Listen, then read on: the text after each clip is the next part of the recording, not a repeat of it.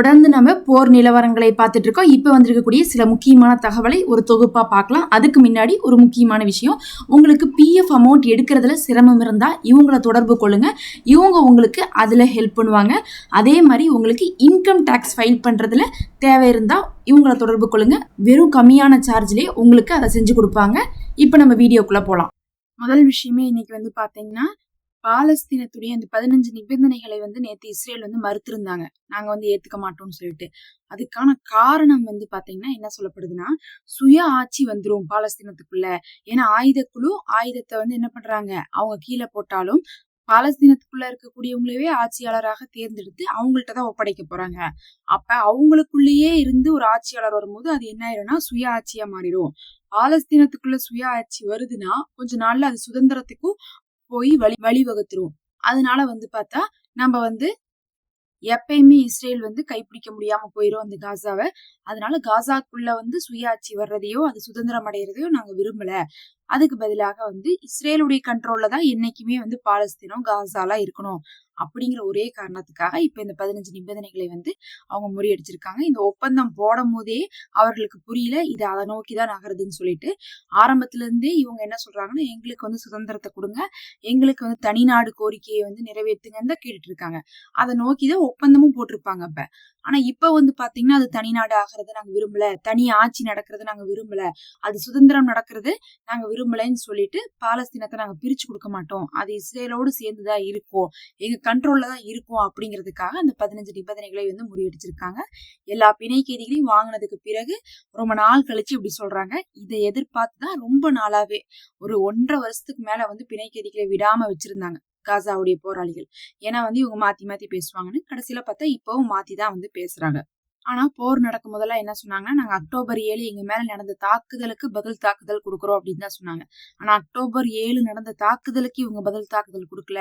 இவங்க பாலஸ்தீனத்தையே கைப்பற்றதுக்காக முயற்சி பண்ணாங்க, காசாவே பிடிச்சிடணும்னு இருந்தாங்க. அதனாலதான் இந்த போரே ஆரம்பிச்சிச்சுன்னு காசாவுடைய போராளிகள் சொன்னது இன்னைக்கு உண்மையாயிட்டு இருக்கு. ஏன்னா போர் நின்று இப்ப பல மாசமாச்சு. இப்ப இஸ்ரேலுக்கு எந்த ஒரு அச்சுறுத்தலும் இல்லை. இஸ்ரேலை சார்ந்தவங்க யாருமே இப்ப காசால இல்ல. இருந்தும் கூட மறுபடியும் காசாவை என்ன பண்ண மாட்டேங்கிறாங்க, சுயாட்சி வர்றதுக்கும் சுதந்திரம் அடையறதுக்கும் விட மாட்டேங்கிறாங்கன்னா அப்ப காசால இருக்கக்கூடிய போராளிகள் எதை சொல்லி போர ஆரம்பிச்சாங்க, அது இப்ப உண்மையாயிட்டு இருக்கு. இஸ்ரேல் காசாவை முழுசா முற்றுகையிடணும், அங்க கொண்டு செட்டிலர்ஸ குடி வைக்கணும், யூதர்கள் அங்க குடி வந்துட்டாங்கன்னா காசாவே அப்படியே என்ன பண்ணிடலாம், இஸ்ரேலா மாத்திரலாம்னு அவங்க நினைச்சதுதான் இப்போ அவங்க சொல்லிட்டு இருக்காங்க. அதே மாதிரிதான் இப்ப ஈரான்ல என்ன பண்ணிட்டு இருக்காங்க, அவங்கள்ட்ட அணு ஆயுதம் இருக்கிறது எங்களுக்கு விருப்பம் இல்லைன்னு சொல்றாங்க. ஆனா அணு ஆயுதம் இருக்கிறது மட்டும் தான் விருப்பம் இல்லையான்னு கேட்டா கிடையாது. இஸ்ரேலுடைய கட்டுப்படக்கூடிய ஆட்சியாளர்கள் அங்க வரணும்னு சொல்லிட்டு ஆட்சியவே கவிழ்த்திடணும், அங்க பார்த்தா தரை வழியாக போய் ஈராக்ல இருக்கக்கூடிய குர்திஸ் ஆட்சியை பிடிக்கணும்னு சொல்லிட்டு தான் ஈரான் முயற்சி பண்ணிட்டு இருக்காங்க. இதேதான் மறுபக்கம் லெபனான்லயும். லெபனான்ல இஸ்புல்லா இருக்கிறது தான் பிடிக்கலைங்கிறாங்க. ஆனா இஸ்புல்லா தாக்குதலை நிறுத்தினாலும் கூட 6 மாசம் 8 மாசம் எல்லாம் இப்ப தாக்குதலை நடத்தாட்டினா கூட மறுபடியும் இஸ்ரேல் அடிச்சு போற ஆரம்பிச்சு விட்டுறாங்க. அப்ப மாசக்கணக்கா அடிக்காம இருந்தாலும் கூட இவங்க நம்ப மாட்டேங்கிறாங்க, மறுபடியும் போற ஆரம்பிக்கிறாங்க, தரைவழி கால அனுப்புறாங்கன்னா என்ன அர்த்தம்னா லெபனானும் இஸ்ரேலுடைய கண்ட்ரோல்ல வரணும்னு அர்த்தம். இவங்க சொல்றதெல்லாம் என்னன்னா இஸ்ரேலுக்கு அச்சுறுத்தலா அவங்க இருக்கிறாங்க, அவங்க அமைதியா இருந்தா நாங்க விட்டுருவோம்னு சொல்லுவாங்க. ஆனா பார்த்தா அங்க இருக்கக்கூடிய ஆட்சியும் சேர்த்து இவங்க ஆளணும் அப்படிங்கிறது தான் அந்த கிரேட்டர் இஸ்ரேல் அப்படிங்கக்கூடிய கான்செப்ட்ல தான் நெத்தன்யாகு போர் செய்து கொண்டிருக்காரு. அடுத்து அமெரிக்கா இன்னைக்கு செஞ்ச ஒரு சம்பவம் பெரும் பரபரப்பை ஏற்படுத்தி இருக்குது. அதாவது ஏற்கனவே 19 கப்பல் ஹார்மூஸ்ல ஈரான கண்காணிச்சிட்டு இருக்கு. அதெல்லாம் பத்தாதுன்னு சொல்லிட்டு இன்னைக்கு மறுபடியும் என்ன பண்ணிருக்காங்க, யுஎஸ்எஸ் ராஸ் அப்படின்னு சொல்லக்கூடிய இன்னொரு போர் கப்பலை கொண்டு வந்திருக்காங்க. இது பாத்தீங்கன்னா மேலும் போர் பதற்றத்தை அதிகப்படுத்திருக்கு. நீங்க சமாதானத்தை தானே விரும்புறீங்க, போர ஆரம்பிக்க விரும்பல, அதே மாதிரி ஹார்மூஸ் முற்றுகையிடுறத நிறுத்தணும்னு சொல்லிதான் ஈரான் கேட்டுட்டு இருக்காங்க. நிறுத்துறவங்க மறுபடியும் பார்த்தா பாதுகாப்புக்கு கப்பலை கொண்டு நிறுத்த மாட்டாங்க.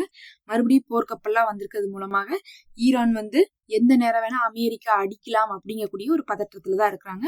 ஈரான் ஆல்ரெடி சொல்லிட்டு இருக்காங்க, இவங்களுடைய சமாதானத்தெல்லாம் நம்ம நம்ப முடியாது, இவங்க சமாதானம்னு சொல்லுவாங்க, அப்புறம் போற ஆரம்பிச்சிருவாங்க. அதனால எந்த வழியா நீங்க எங்களை தாக்குறீங்களோ அந்த வழியா நாங்க உங்களை தாக்குவோம், கடற்படையா இல்ல வான்படையா இல்ல தரைப்படையான்னு முடிவு பண்ணிக்கோங்க அப்படின்னு ஏற்கனவே சொல்லியிருந்தாங்க.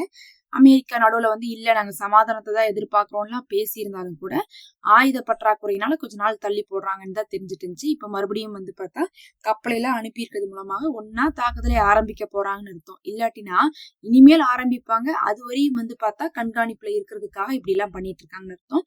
ஆர்மோஸை விட்டு அமெரிக்கா விலகிற மாதிரி தெரியல. ஆர்மோஸை விட்டு அவங்க விலகாத வரை நாங்க ஒப்பந்தத்துக்குள்ள வரமாட்டோம்னு சொல்லிட்டு ஈரானும் என்ன பண்ணிருக்காங்க, அறிவிச்சிருக்காங்க. இன்னைக்கு வந்து பார்க்கும்போது இஸ்லாமாபாத்ல வந்து நம்ம வந்து பேச்சுவார்த்தையை தொடங்கலாம்னு சொல்லிட்டு பாகிஸ்தான் வந்து அமெரிக்கா சொன்னாங்கன்னு சொல்லி அப்பாஸ் அராச்சி அவர்களுக்கும் கலிபாஃப் அவர்களுக்கும் ஈரான்ல வந்து என்ன பண்ணிருக்காங்க, அழைப்பு கொடுத்திருக்காங்க. அழைப்பு கொடுத்ததை மட்டும்தான் ஈரான் சொல்றாங்க. அவங்க போக போறாங்களா இல்லையாங்கிறது நமக்கு தெரியல. முதல் கட்டமா இப்பதான் அழைப்பே வருதுங்கிறாங்க. ஆனா 10 நாளா வந்து பாத்தீங்கன்னா பேச்சுவார்த்தை போது, 2 நாள்ல கையெழுத்து போட போறோம், எல்லாமே முடிஞ்சு ஈரான் ஒத்துக்கிட்டாங்க, ஈரான் தான் கெஞ்சினாங்கன்னு சொல்லிட்டு இருந்தாங்க. ஆனா கடைசியில பார்த்தா இப்ப அமெரிக்கா பாகிஸ்தான் மூலமாக தூது விட்டு பாகிஸ்தான் வந்து கூப்பிட்டு இருக்காங்க. முதல் கட்டமா இந்த தகவலை ஈரானே வெளியிட்டு இருக்காங்க. இனிமேல் தான் வந்து சமாதானத்துக்கான வழியே ஆரம்பிக்க போகுது. ஆனாலும் மறுபடியும் இந்த சமாதானம் எல்லாம் வந்து ஒரு முடிவை எட்டாது. ஏன்னா நல்லாவே தெரியுது இவங்க கப்பலையெல்லாம் அனுப்பி விட்டு போட்டு இவங்க போய் சமாதானத்துக்கு கூப்பிட்டாங்கன்னா எந்த அளவுக்கு இந்த விஷயம் போனா சும்மா இழுத்தடிப்பாங்க. ஒரு 15 நாள் 30 நாள் 40 நாள் இழுத்தடிச்சுட்டு கடைசியா மறுபடியும் ஆயுதத்தெல்லாம் தயாரிச்சுட்டு வந்து தாக்குதல்ல இறங்கிடுவாங்க. அதுவும் இந்த தடவை தாக்குதல்ல இறங்கும் போது இஸ்ரேலும் இறங்குறதுக்கான வாய்ப்புகள் இருக்குன்னு சொல்லிட்டு சொல்லப்படுது. கடைசியா நேத்து வந்து 7 மணி நேரம் வந்து முஜ்தபா கொமேனியை பார்த்து ஈரானுடைய ஜனாதிபதி பெசக்சியான் அவர்கள் பேசியதாக இன்னைக்கு வந்து அறிவிச்சிருக்காரு. 7 மணி நேரம் பேசியிருக்காங்கன்னா மணிக்கணக்கா ஏதாவது வந்து நிறைய விஷயங்கள் பேசியிருப்பாங்க. ஆனா அவர் சொன்னதே என்னன்னா, முஜ்தபா கொமேனி என்கிட்ட ஒரு விஷயத்த சொன்னாரு. அதாவது நீங்க இப்ப என்ன பண்றீங்க, தேசிய ஒற்றுமையையும் இன்னும் வந்து ஒருமைப்பாட்டையும் வந்து பேணி காத்துட்டு இருக்கீங்க. அது மட்டும் பத்தாது, மக்களுடைய வாழ்வாதாரத்தை உயர்த்துங்க அப்படின்னு சொன்னாரு அப்படிங்கிறாங்க. வாழ்வாதாரத்தை உயர்த்துறதுன்னா என்னன்னா, ஏற்கனவே அங்க பொருளாதார பிரச்சனை எல்லாம் இருக்கு. நிறைய அமெரிக்கா தடை போட்டதுனால வந்து விலைவாசி எல்லாம் ஏறி இருக்கு.